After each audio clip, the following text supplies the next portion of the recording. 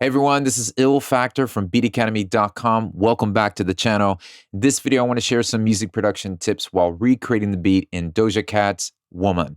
So let me show you the final result.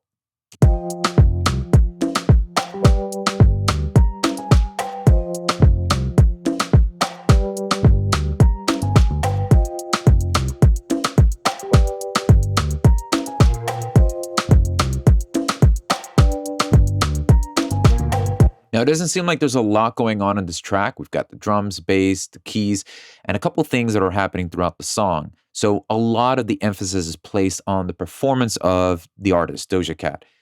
But it's really hard at times to achieve this fullness or the sense of everything's just fitting well together when you have minimal instrumentation. So throughout this breakdown, I'm going to give you some of the key components and key principles that you can apply in your projects that can help you achieve just that. So let's go ahead and start with the drums. So I've got a drum rack loaded with some sounds that I spent time going through my hard drive to find and then dragged and dropped them into my ABleton Live drum rack here. Now I want to take a look at the pattern, but before I talk about replicating the pattern that we can hear in our reference, it's also important to understand the nuances that go into the sound selection. That's a big deal, especially when you're trying to recreate an authentic vibe in a specific genre. Certain genres have signature rhythms to it, reggaeton, Afrobeat, which is predominantly what we're going to be doing here. The rhythm that you can sense in this song is mostly Afrobeat. So they have not heavy percussion in the sense where there's a big snare with lots of reverb on there, but yet the sound selection that's mostly used in that genre of music is very tight, short, and percussive. So rim knocks instead of big snares, tight kicks, but have a lot of nice bottom end to it, and conga, bongo hits, and other things like that. So it's important to understand that. And if you're not familiar with sound selections for specific genres, just grab maybe 5 or 6. You can follow, go to a playlist and type in Afrobeat playlist, and then find some of the common denominators. Like what are some sounds that are mostly used in this genre? And then that's how you would go about understanding, okay, like I'm not just going to put a random snare drum there. I want to be authentic to what some of the signature sounds that I can hear in this genre. So that's one thing that you can utilize that captures the DNA of those specific genres. So let's go over here to the pattern. So as you can see here, the kick drum is just going to have a 4 on the floor pattern. Then moving over to having the rim knock. That's this item here. And I'm basically holding the Option key, dragging that up, and having it copied over to this second rim knock here, just to give it a little bit more texture. Then we have our hi-hat pattern.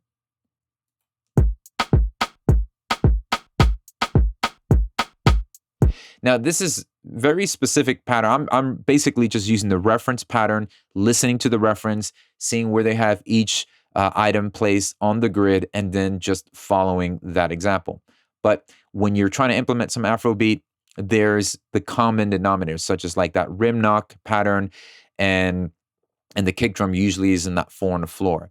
So those are kind of the staples, and you could feel free to just experiment and come up with, some nuances and differences there, but that's pretty much the staple. Then we have the bongo hit here, or I think a conga hit sample. And then the response to that would be this one here.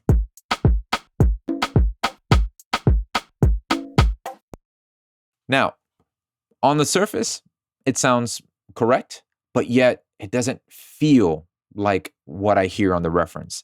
And so there's a couple things I want to implement and show you.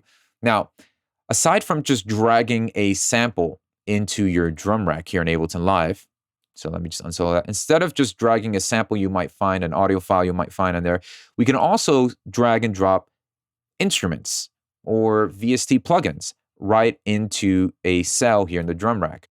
So I wanted a rim knock with a lot more presence in the room, or a lot overhead presence, almost like if I was actually playing it in an acoustic drum kit.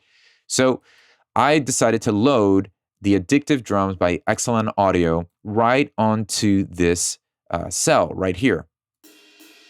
But this is only going to play a specific note. So for instance, when we go to the pattern here, here's the addictive drums 2. And I'm unable to actually choose the note that I want to trigger in the XLNL audio addictive drums 2. So what I mean by that is I'm only putting a note value here that's going to trigger the plugin. But we need to determine what sample this is going to be triggering. So for right now, it's only triggering a cymbal. So if I want to trigger, let's say, the rim knock here, the snare drum, I need to put a pitch MIDI plugin and start allocating or just moving the pitch down till I hear the rim knock.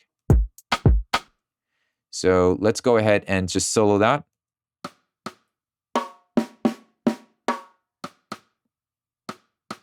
And now I have just a rim knock here. And so this is going to allow me to have a little bit more control. I have a lot more ambience. I can solo just the snare, the rim knock, and also solo some of the overhead and the room mic as well.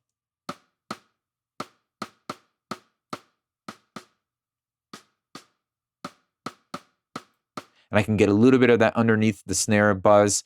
So it just gives more of an authentic feel and more organic feel there. So I like that. And I'm going to probably just use that and mute my other rim knocks here.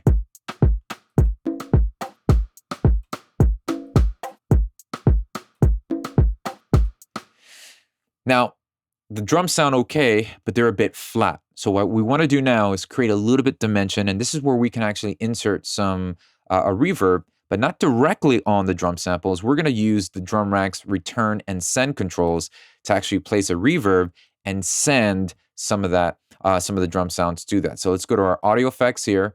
Let's go over to reverb and just a normal stock reverb and drag that into this section here. So to see how you would enable that, when you open up the drum rack, you have S and R, the send and return. So I'm going to click the return.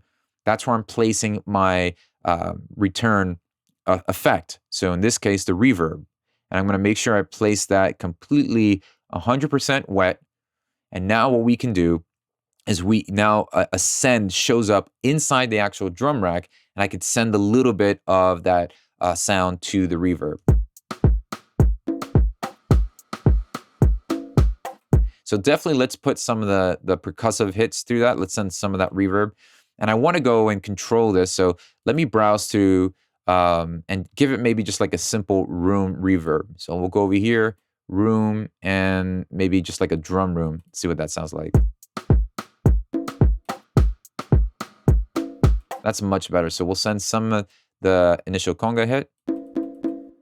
And the same thing with this one as well. And here's the actual reverb output. So I can get more.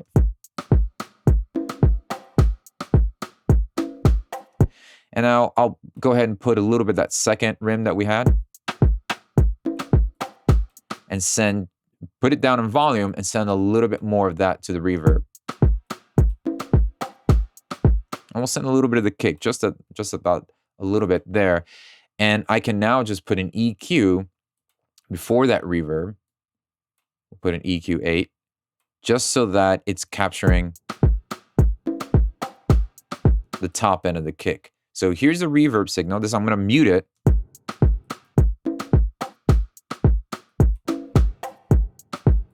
And that's just a great way to add some depth to these drums, because without that reverb, it just sounds flat. And if you ever feel like, man, the drums just sound kind of puny and flat, dimension with a little bit of reverb goes a long way. So right after the rim knock that we have here, let's go ahead and saturate that using ABleton Live's overdrive.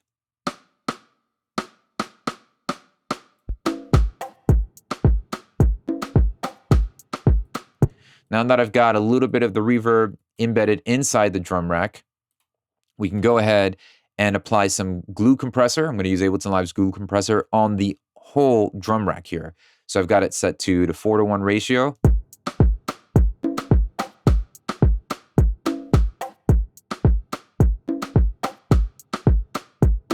And then right here, we're going to use ABleton Live's drum bus plugin. So this is going to add the saturation and the mid frequency crunch and some transients that we're looking for.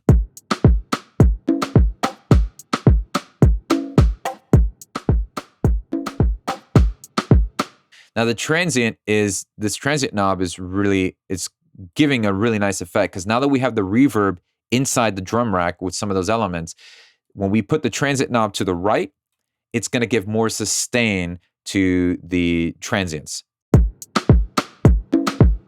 When we move it to the left, it'll lessen the sustain.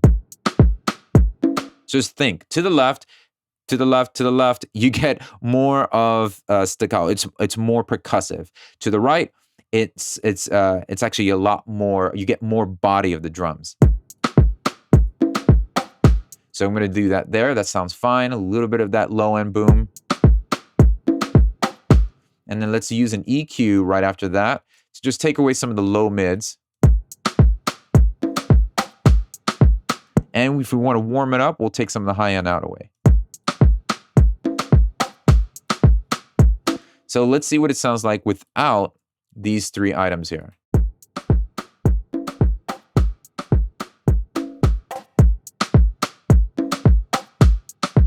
Okay, so that's cool. Now let's add some parallel processing here. All right, now for that, I'm going to send a little bit of this overall drum mix on send B. And on send B, I'm going to have an overdrive plugin, an erosion plugin from ABleton Live, and just an EQ to cut off some of the low end and a little bit of the high end. And then we're going to use a compressor to do some really parallel compression. So the compressor is going to be very much exaggerated.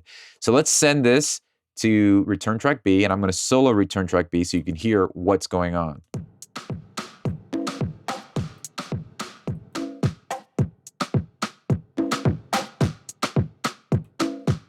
All right, and with the compression, we're really looking to just get rid of the initial transients because I want the body to be more present. So it's exaggerated, right? And now what we're going to do is just with the volume here, blend these two in, or just leave it at that set volume and just kind of dial in a little bit from the send.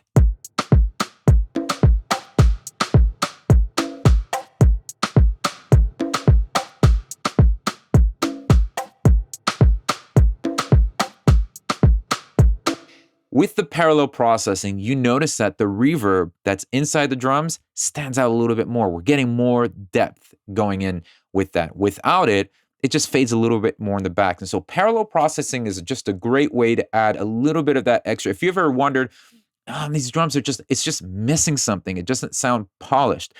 Parallel processing can be a really big help in getting that polish back to the drums.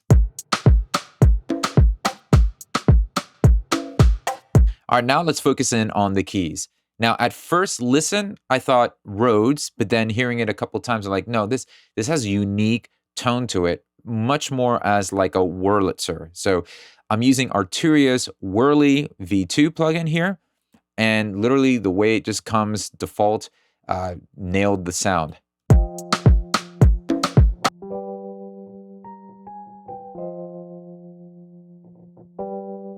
So a couple of things I wanted to do under the hood. So I hit the advanced button here, and that kind of gives me an opportunity to look at some of these controls. So let me resize this a little bit, put 80%. And the note off noise, it just became problematic. So I'm just going to bring that down. Now, if you're focusing on this MIDI monitor, this is a plugin that comes native to ABleton Live right here under the MIDI effects. You can choose MIDI monitor. And this simply just allows you to see the notes that you're playing, and it becomes helpful so that when you're playing notes, it can actually tell you the chords you're playing. So it's kind of really helpful if you're trying to figure out the notes that pertain to a certain chord. So we start off with the F7 sus2 over to the G major.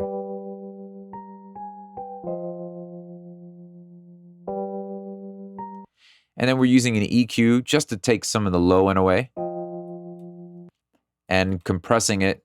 And the reason for this compressor is for sidechain. So I want a little bit of movement, a little bit of pulse action. So let's go ahead and use our kick drum from our drum rack here. And we'll add the kick post.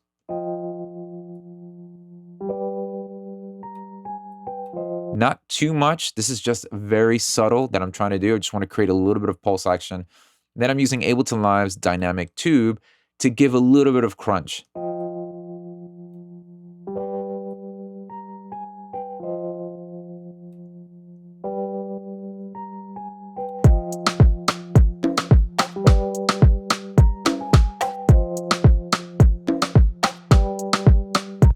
And now for the bass, wanted to go with an electric bass. So I'm using my VST plugin here by AK Multimedia called Moto Bass.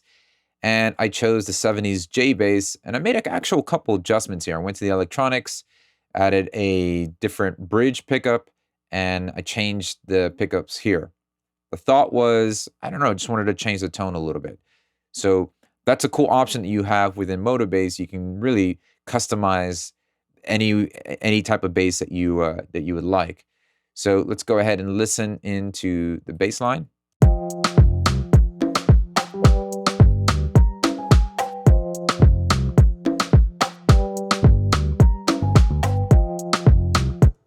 All right. So what we're going to do is just EQ a little bit. We're taking some of the high end out, wanted a nice, darker, warmer tone, and some of that low mid-range here that can get a little bit problematic and cause basses to be, especially like electric basses, to be a little bit muddy.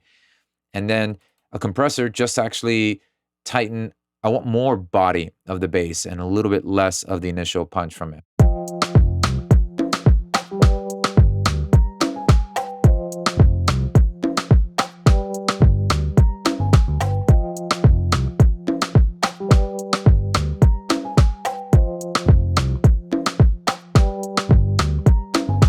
Now, I kept hearing this thing almost like a stab on every turnaround during the choruses. And when I just paid attention, it felt like a guitar with a lot of chorus on there. And so that's exactly what I went for. And I usually want to just encourage you to go with that initial gut feeling you get. Oh, this sounds like a guitar being stepped on by an alligator's neighbor. Whatever it is, just go with that, and then you can work your way from there. So I just looked for a guitar instrument in Ableton Live and basically just play the notes. So this is the note here, just an octave from each other. And then what we're using is a chorus. This is the notes by themselves, dry. And so we're placing the Ableton Live chorus plugin. We're doing 100% chorus effect on there, expanding the width a little bit more, and just dialing in the rate and the amount until we get a nice sound that kind of closest, that mirrors the reference. And then right after that, I decided to use just a plugin here by Waves Factory, and it's called Cassette. And this is just adding a little bit of that noise and a little even more spread from that. This is without it. Very subtle, but just decided to throw it on there for, I don't know. Actually, this is one of those decisions I was like, let's just put it on there. So let's see what it sounds like.